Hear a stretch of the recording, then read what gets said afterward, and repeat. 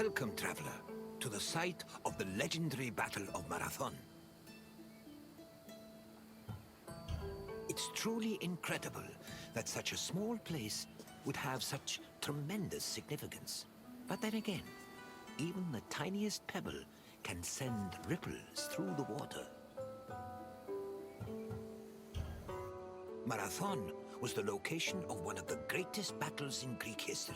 It was here where Athenians made a stand against the might of an imposing Persian fleet. Your visit will take you through the causes of the conflict, the battle itself, and its far-reaching consequences. I will see you again once you're through. Farewell for now.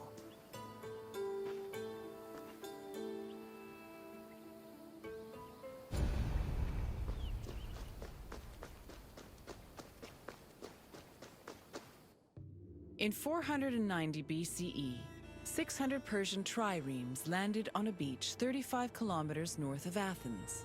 Standing in their way were 11,000 hoplites led by the prestigious Athenian general Miltiades.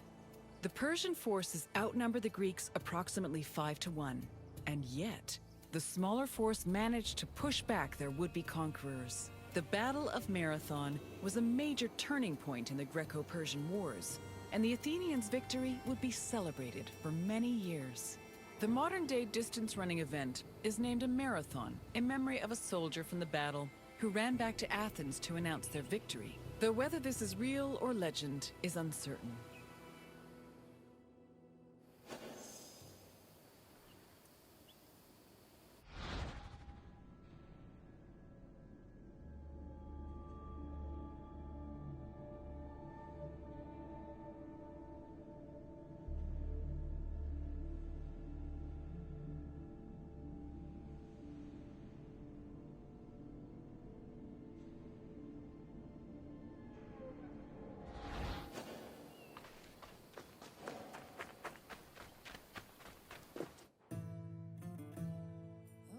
The Persians wanted to invade Greece in part due to its rich silver mines.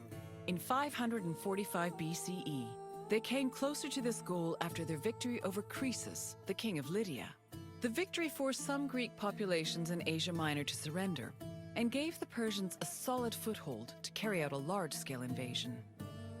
In 494 BCE, the city of Miletus revolted against its Persian rulers. They were aided by Athens and the nearby city of Eretria, and even burned down an important Persian temple. The Persian king Darius was enraged by their sacrilege, and in 491 BCE, sent messengers to the Greek cities demanding their submission. Athens and Sparta killed the Persian messengers, goading Darius to invade. The Persians began their attacks, first capturing the city of Naxos and enslaving its inhabitants, then taking the city of Eretria. Filled with confidence from their string of victories, the Persians set their sights on Athens.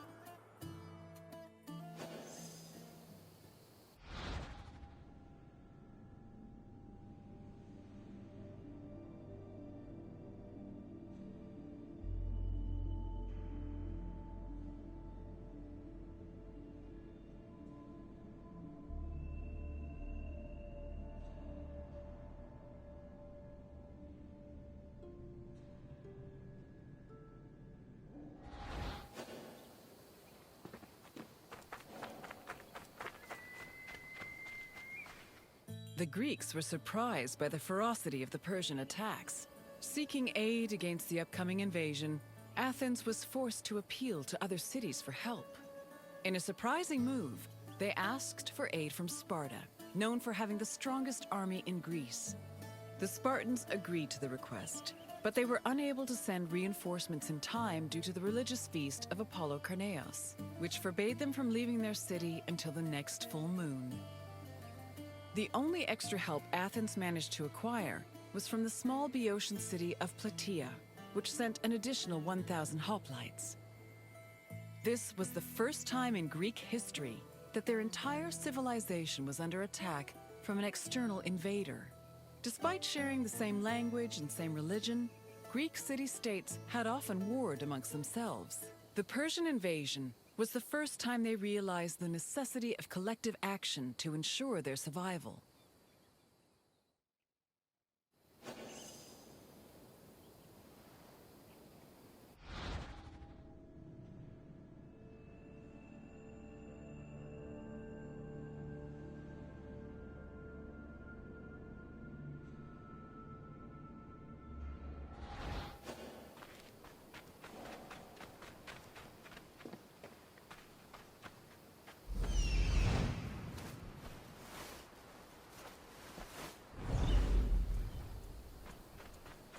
The Persian fleet originally planned to land at the port of Phaleron. However, the exiled Athenian tyrant Hippias, who sided with the Persians, advised them to land at Marathon instead, where it would be easier to deploy cavalry. The Athenians were unaware of the Persian battle plans and left Marathon undefended. This allowed the Persians to quietly set up camp on the beach, while Athens scrambled to mount a defense.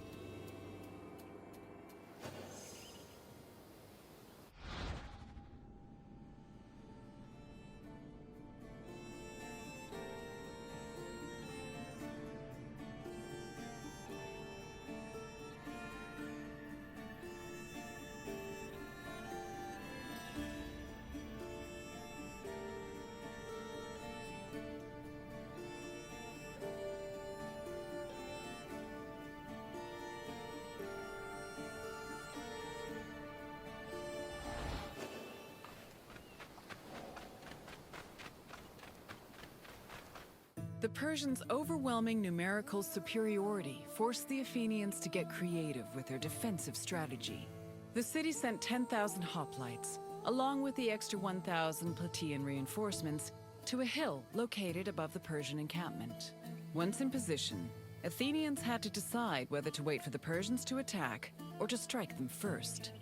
Athens' strategists believed the former option was better, but the general Miltiades believed a first strike was more advantageous, as the Persians had their backs to the sea. In the end, Miltiades' opinion prevailed, and the Greeks made their move.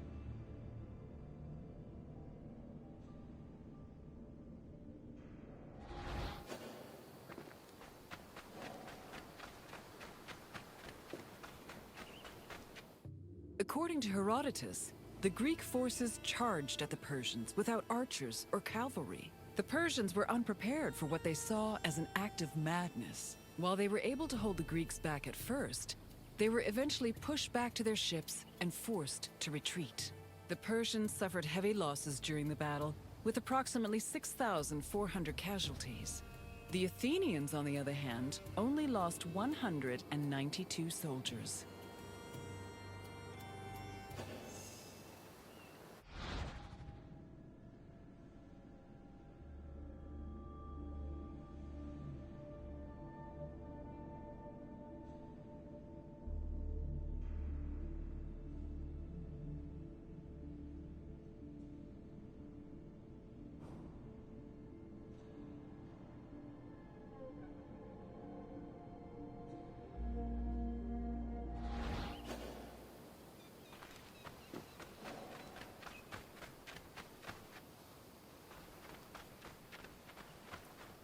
The victory at Marathon was considered miraculous.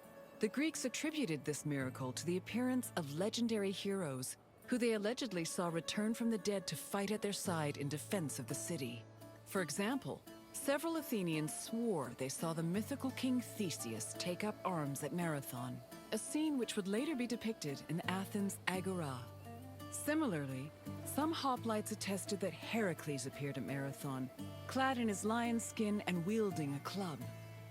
The supposed appearance of these heroes helped elevate the Battle of Marathon to a legendary status among the Greek people.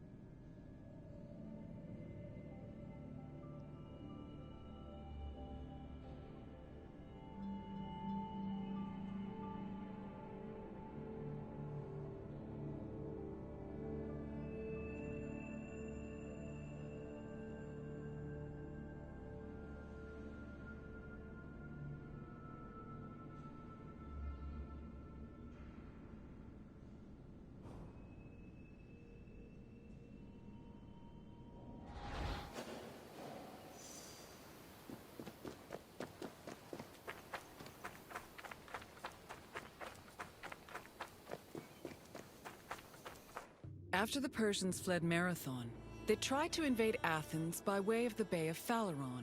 However, this gave the Athenians time to return to their city and mount a proper defense. Fearing further losses, the admiral of the Persian fleet called off their attack, and the Persians returned to their empire. Darius was furious at the campaign's failure and decided to seek vengeance in a retaliatory expedition from both land and sea. Meanwhile, Sparta begrudgingly congratulated Athens on their victory.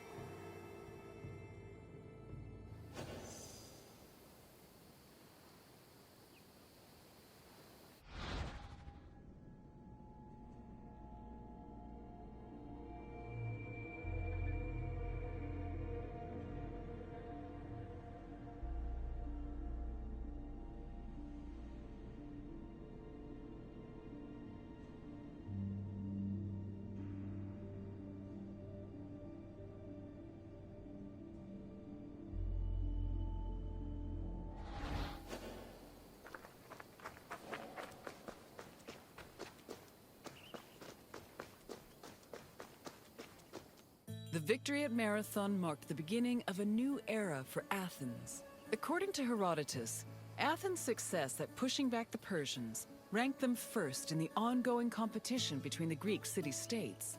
The Athenians immortalized their prestige by erecting monuments in both their own city and in Delphi. The Battle of Marathon was also perceived as a blow against tyranny. Tyranny went from being perceived as a simple flaw in authoritarian excess to major treason against the homeland, a sin that rulers would take great pains to avoid being accused of. This helped consolidate the institution of democracy for the next 2 centuries.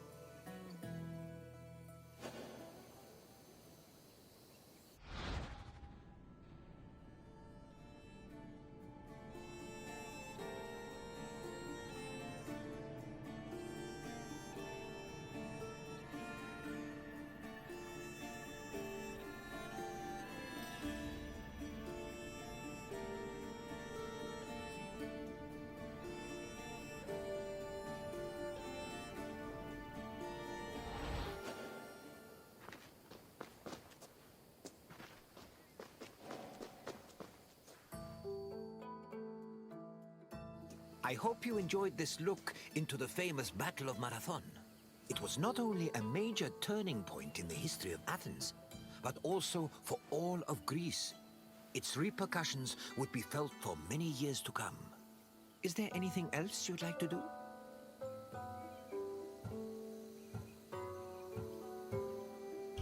Of course. Let's start with a simple question. Which Athenian general led the Greek forces at Marathon? Correct. Miltiades led the forces at Marathon, and it was his strategy that helped the Greeks push the Persians back. Time for another question. Which Greek city revolted against the Persians in 494 BCE?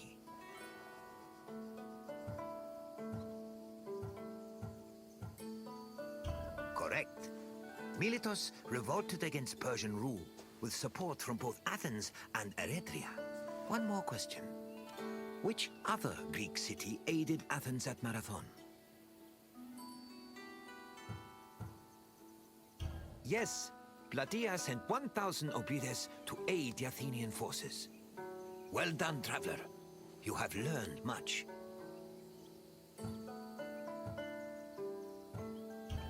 Farewell, traveler.